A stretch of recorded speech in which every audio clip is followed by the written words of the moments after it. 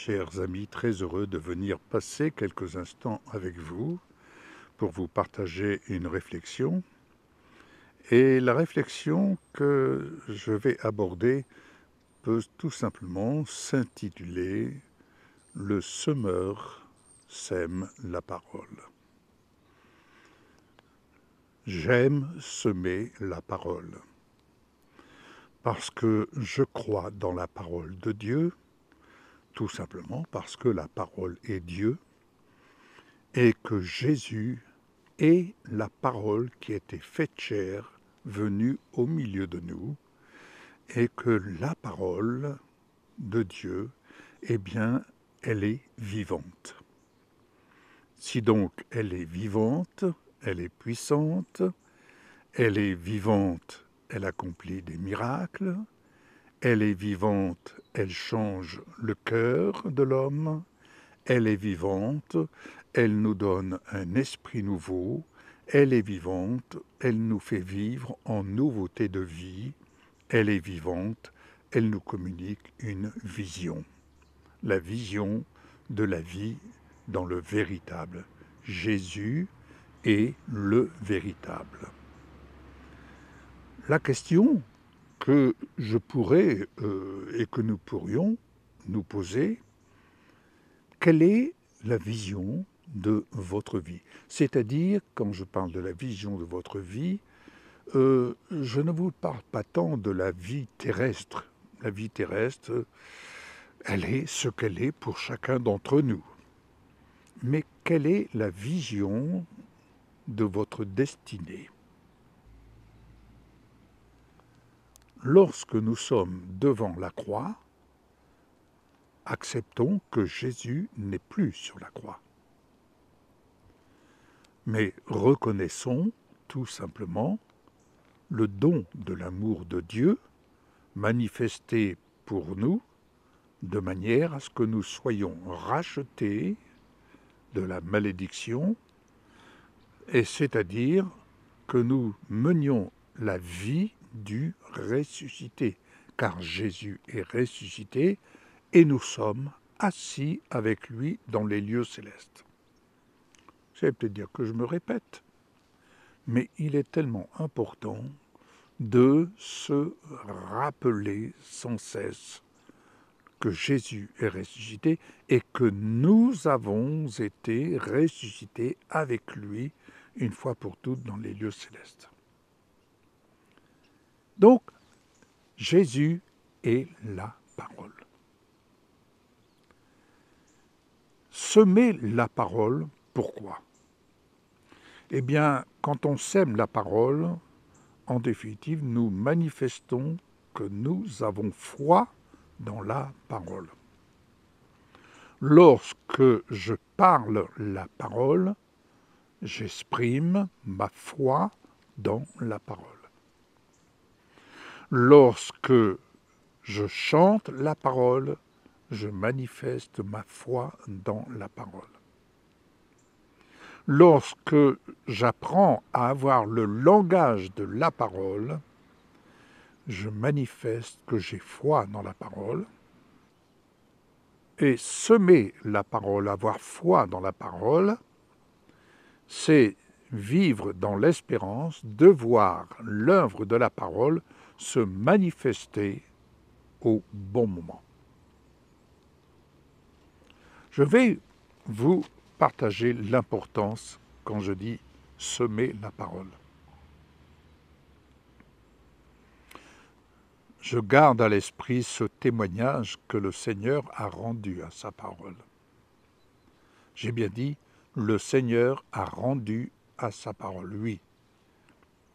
J'ai semé régulièrement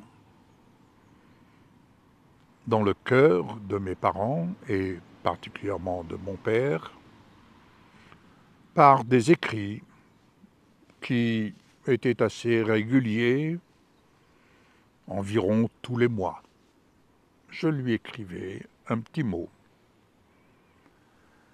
Et à chaque fois, je lui écrivais un passage de la parole, en toute simplicité,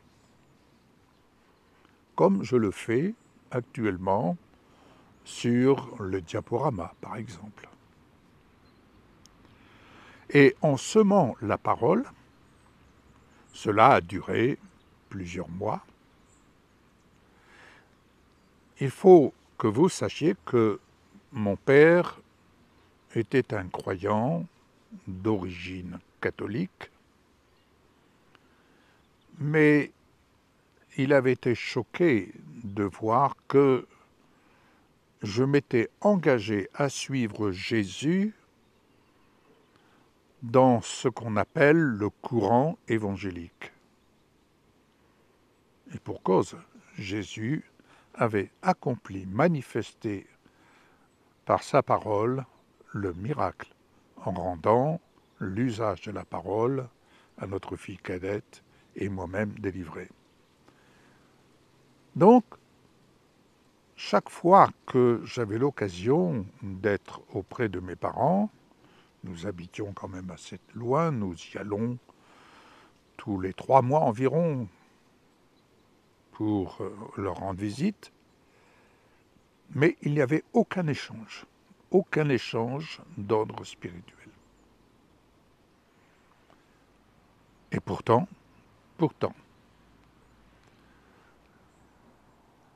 mais pour autant, je semais la parole. Je n'ai jamais eu une réflexion, soit désobligeante, ou une réflexion pour dire je te remercie pour le courrier que tu m'envoies. Je n'ai jamais eu aucun mot de la part de mon père, et encore moins de ma mère. Et puis, un jour est arrivé, mon père était très jeune, il avait 56 ans, suite d'un cancer, nous sommes appelés à nous rendre à son chevet, et lorsque nous sommes arrivés, je me souviens, ce soir-là, mon père regardait un film à la télévision. Pour ceux qui connaissent, c'était un film avec l'acteur Fernandel dans son rôle que l'on connaît bien, Don Camillo. Alors je regardais le film avec lui. Eh bien, je vais vous dire, les voix de Dieu sont les voix de Dieu, elles ne sont pas celles des hommes. Quand le film était terminé, j'étais seul avec mon père. Et voilà ce qu'il va me dire. Écoutez bien. Il va me dire, mon fils, l'Église a besoin de connaître une nouvelle Pentecôte. Je ne vous cache pas que j'étais ébahi et je me suis demandé s'il allait bien. Et lorsqu'il m'a eu dit ça, j'ai de suite rebondi. Et pour la première fois, avec mon père, j'ai bien dit pour la première fois, nous allons nous donner la main, père, fils. Et je lui dis, est-ce que tu acceptes que nous prions ensemble? Il me dit, oui mon fils. Et j'ai prié avec mon père, j'ai prié pour mon père, et nous sommes partis nous coucher. Le matin, notre réveil, ma mère me dit, et à mes 2 frères qui étaient venus, me dit, votre père a abandonné le combat. Et notre père était parti dans le coma, qui a duré quelques heures. Et mon épouse et moi, nous étions là, en prière, discrètement, au milieu de la famille, mais nous étions en prière. Et le lendemain matin, vers 5 heures du matin, mon père sort de ce coma. À notre plus grande surprise. Et là, il va dire quelque chose auquel je ne m'attendais pas. Il nous regarde, mon épouse et moi, et de me dire « Je ne m'inquiète pas pour vous, je sais que vous êtes dans la vérité. » Merci. Il regarde mes deux frères et leurs épouses respectives et de leur dire « Revenez sur le chemin du Seigneur Jésus. » Il se tourne vers ma mère. Il lui demande pardon, car, dit-il, Jésus m'a tellement montré de belles choses. J'ai tellement vu de belles choses. Et il peut me guérir. Il m'a dit qu'il pouvait me guérir. Mais le fait qu'il m'ait montré de si belles choses, je préfère partir avec lui. J'ai fait le choix de partir avec lui. Et par respect pour sa position dans sa foi catholique, je lui dis, est-ce que tu veux que j'aille chercher le prêtre? Il me dit, non, je n'ai rien à lui dire. Je m'empresse de lui dire, est-ce que tu es en paix? Oui, je suis en paix avec le Seigneur. Je suis en paix avec mon Dieu. Et il nous dit, maintenant nous allons prier. Mes bien-aimés, mon Père nous a tenus dans la prière pendant 1 heure. Et pendant 1 heure, nous écoutions, mon épouse et moi, et ma mère, mes frères, sa sœur aînée qui était là, tout ébahie, en l'écoutant prier, elle dit, mais nous ne prions pas comme cela. Moi, je comprenais au fur et à mesure, en l'écoutant, il parlait, je vais vous dire comment, il parlait le langage de ce que je lui ai écrit pendant des mois. Et à un moment donné, il est reparti.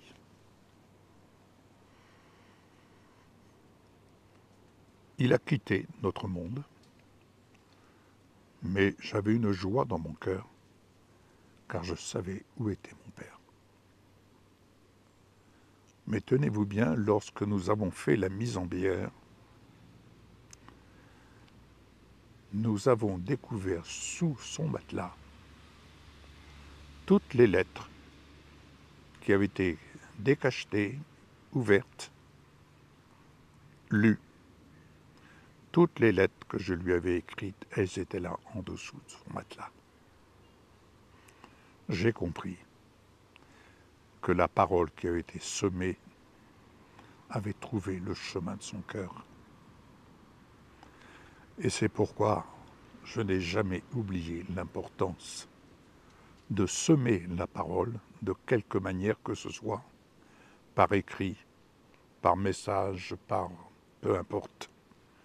Semer la parole, car semer la parole, c'est croire qu'un seul mot de sa parole qui trouve le chemin du cœur peut transformer un cœur.